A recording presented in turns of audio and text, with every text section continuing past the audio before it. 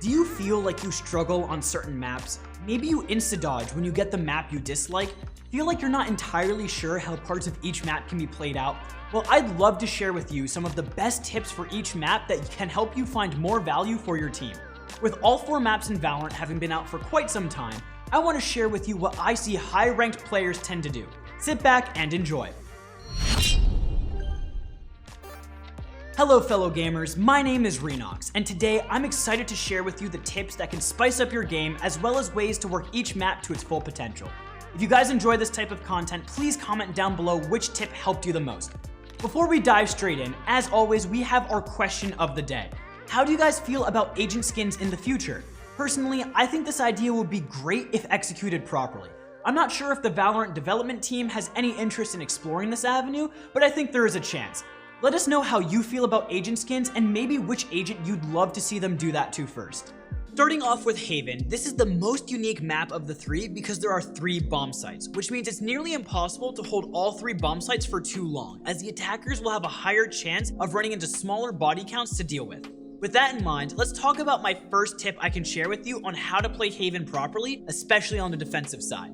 Have you ever heard the term that the best defense is a good offense? Well, this very much applies to Haven. Like I previously mentioned, because of the 3 bomb site layout, it's imperative that you find earlier information so that you can rotate properly. Keeping your players spread out on Haven defense will often result in a bomb site getting overrun. Although this is the case for most maps, Haven in particular is crucial for finding that information out. The best way to find this information is usually right off the start of the round. Let's talk about method number 1, physical information gathering. The best way you can do this is by pushing out a lane with someone else. This is typically done with one slow walking up to a better position and another one holding. In other videos, I mentioned how great the operator is at doing this, but don't be afraid to do it with rifles as well. However, those of you out there that use the operator, instead of always holding things alone, call to make this play as it can net you free kills, information for your team, and it can allow you to rotate your operator when the coast is clear. Not only will you be helping your team, but it will ensure that you have better chance to find pick opportunities in multiple portions of the map. Anyways, regardless if you have pistols, rifles, operators, etc., this walkdown strategy can be done A long, B mid, and C long. See how it works for you. Okay, so physical information gathering is great and it can net you some early kills, but there are times that it's definitely just not as safe as using your utility to gather information. Now you might ask, is this type of information gathering specific to certain agents? Well, no, it's available to every agent in some capacity. You just have to learn how your agent's utility can properly gather information. I'll start off with the simplest agents such as Cypher and Sova. The reason why both of these agents excel at gathering information is because they are at so little risk when they do so. Cypher can cam to spot early aggression, and Sova can do the same with his recon dart. As the round starts, there are some ways you can do this, and I'll showcase it at A long, A short, and C long. Using your Cypher camera in this way on A long and this way in A short is some of the easiest ways. On the flip side, you can bounce the recon dart off these walls to a similar effect. Now, if we go over to C long, a simple Cypher camera on the right wall will do the trick, and any kind of dart that lands in the back wall of C will do just fine. If you want more specific ones, you can test those out on your own, or better yet, head on over to ProGuides.com, where our amazing coaches can show you what they know. If you're looking for specific help in any regard, they are a great avenue to explore and will push your gameplay to the next level. Garage is equally as important to understand how to wallbang, both on defender and attacker side. Being able to break the doors and wallbang, as well as knowing the common spots you can shoot to secure free damage, is important as well. Unlike mid-window, Garage has more spots and is more difficult to remember, so practice is key here. I'll start off on the defender side and show you some important spots to remember. First, you want to know how to spray through the door and get potential damage or even kills off spawn. Then, you're going to want to know these wallbang spots as they can net you damage without ever peeking your opponent. On the flip side, you want to know how to wallbang this box and the right corner of Garage window. This will force players out of those corners and give you more space in Garage. The key to wallbanging is not shooting for too long, as it gives the enemies time to react to your spray and counter wallbang back. Just like Haven, Ascent is a great map if you love to play aggressive on the defender side. You have advantageous operator angles due to the barrier spawns, and you out-time the attackers to a lot of important spots. Today, I want to cover how you can play both A main and B main on the Ascent defender side. Although this information is very similar to Haven, I think it's something that is largely missing from lower ranked games. Let's take a look at A main. If you slow walk into the wall off spawn, you will actually get there faster than the attackers can peek and see you. The amount of times I've pulled this play off and gotten a few kills is incredible. On top of that, you can assume there aren't any players at A main if they haven't peeked for a while. The same thing applies to B main. You can actually tuck into the cubby before players can peek you on the attacker's side. If you couple this with another player peeking or jiggle peeking the B main entrance, they can sell a fake that you aren't tucked in there. It's a great play that you can do early on at B and force the enemies to use more utility off the rip of the round.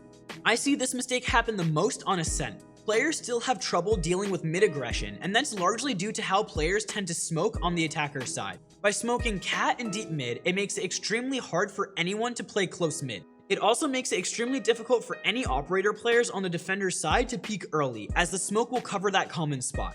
Now you can better pressure mid and force the enemy to be way more cautious about playing aggressively mid on the defender's side.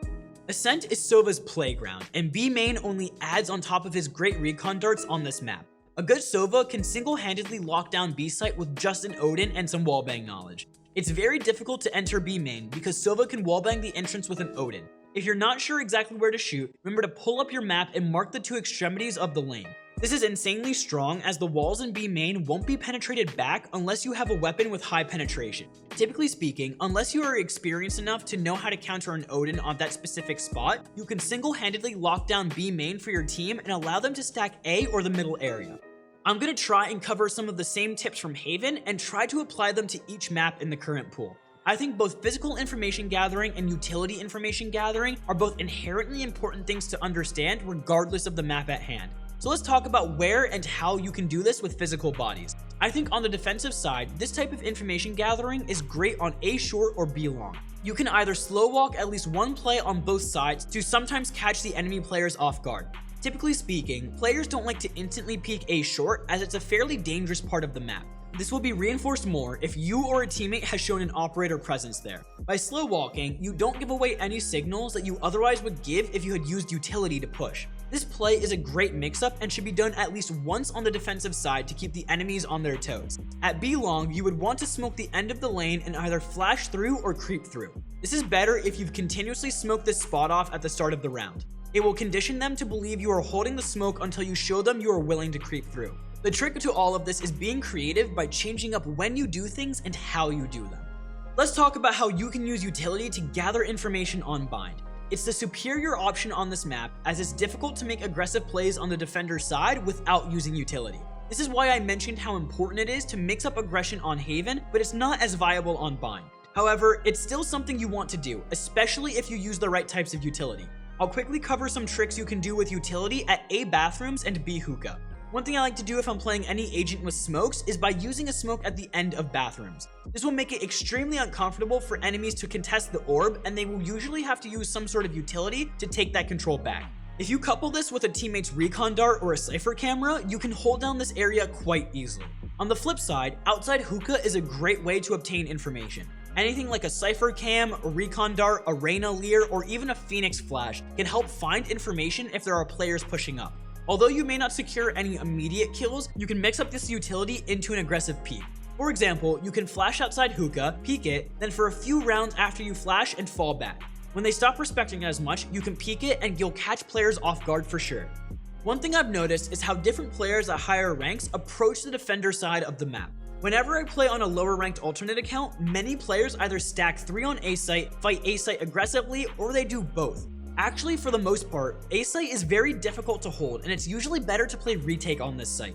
Many players will opt to play further back and let the spike go down so the players on B can rotate, or they will try to take control of bathrooms. This also goes back to how I mentioned some of the ways to get control of this area. But instead of fighting for both A short and showers control, picking one to try and control is typically better.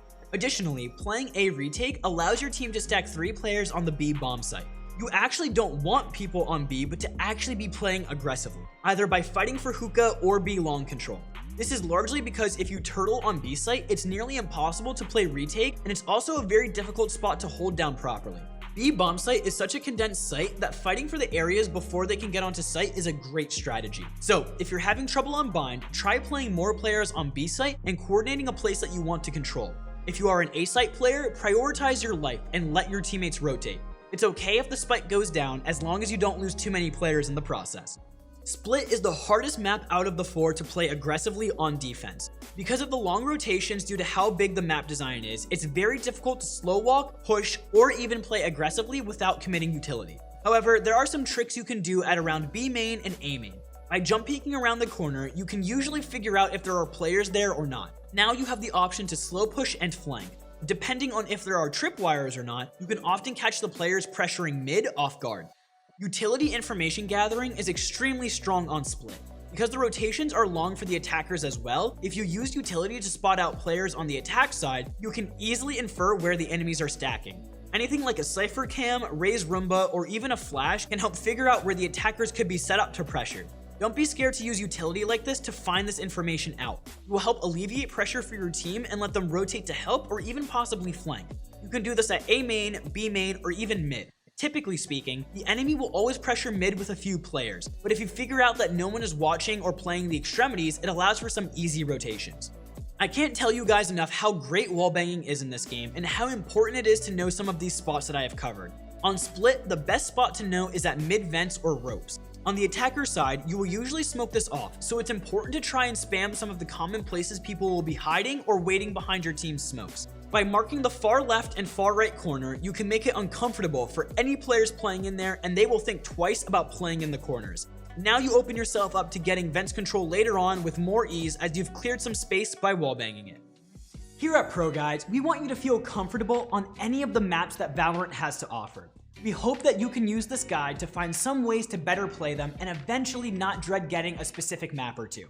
By recognizing some of the tips you aren't doing enough or at all, you can start having more impact in your game and also more fun. Well, that's all that we have for this video. If you enjoyed the video, please like, comment, and subscribe. Make sure to hit that bell notification to ensure that you stay up to date with our videos and ahead of the competition. If you want further help, feel free to check out our website, ProGuides.com, for the best on-demand coaching. Our coaches are among the very best, and we hope you check them out if you enjoyed this video. They will help you with any of your individual Valorant needs and can bring you to the next level. If that's not your style, make sure to check out our Discord. We have a great community where you can chat, hang out, and possibly find friends to play with. We hope to see y'all in the future videos, and stay healthy, ProGuides fam.